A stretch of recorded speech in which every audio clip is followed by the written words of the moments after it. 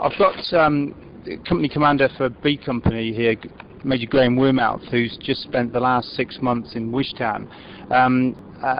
Graeme, can you just describe what your role has been over the last 6 months? We've been a ground holding company based in Sangin, eastern Sangin. We've effectively provided the eastern breakwater in the fairly strategic town of Sangin in the upper Helmand Valley. 3 platoons, and we were tasked with effectively disrupting the insurgents in that part of Sangin, but most importantly trying to get more of a relationship going with the local population, and to try and really convince them that what Giroa and ISAF and the Afghan National Security Force had to offer was better than what the insurgents had to offer.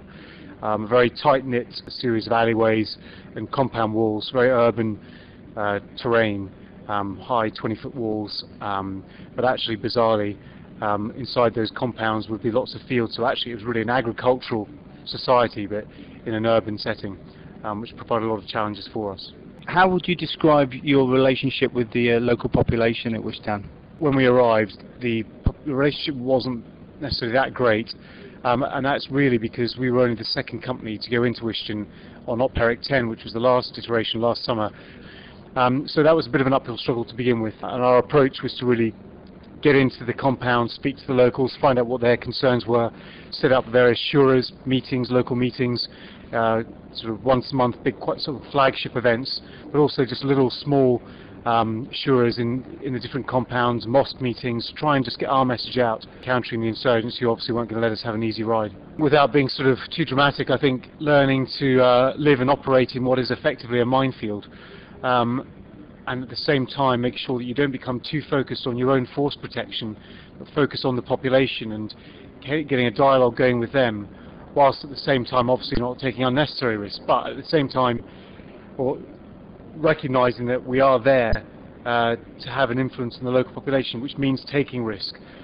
So I think the greatest single challenge for me as the company commander would have been weighing up those risks and doing the sort of risk-reward ratio each time you went out the gate, and making sure that we had an effect on the ground every time we went out. We weren't just there to protect ourselves, because of course that would mean that we would achieve nothing. The local population are terrorized by these people, and they end up, when they see us having an attritional effect on the enemy, when we kill or wound the enemy, they actually see that as they like to see that themselves, because these people have been brutalized by the insurgents over years, and they don't want them there any more than we want them there. But some of the local population who've started to work with us against the insurgents started to provide information against them, and most encouragingly, just the other day, agreeing to some form of a neighbourhood watch scheme, where they will take some sort of responsibility for their security and let us know information.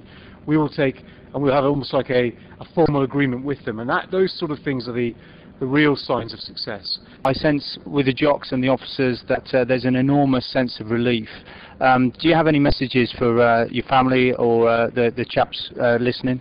The first message is that, yeah, we've had a tough but immensely rewarding at times 6 months, and the jocks have been fantastic. They have not taken a backward step.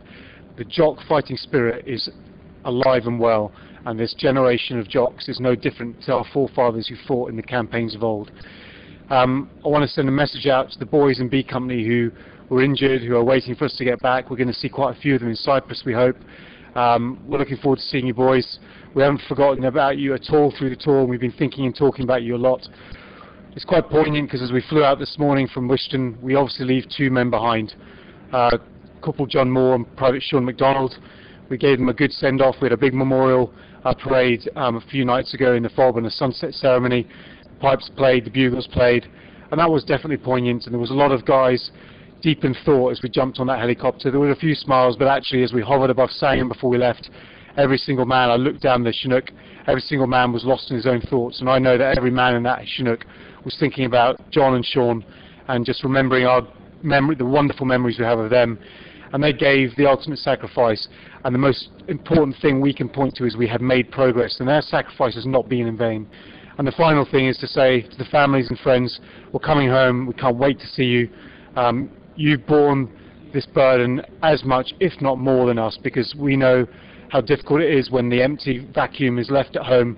We've got the exciting business of soldiering to get on with here in Afghanistan, and actually that keeps us occupied, but we know that back home there's a vacuum that has to be filled, and children that have to be occupied, and just morale that has to be kept high. And we're so grateful for all the work that both the battalion have done at home, our families, the Three Rifles families. It's been one big family, we know, and we can't wait to see you and to celebrate with you, and look forward to the months, a bit of time off in the months ahead, and then the next challenge, which for us will be a bit of adventure training overseas, and then the Royal Guard, and we're all up for that as well. So thank you very much for your immense support back home. We couldn't have done it without you.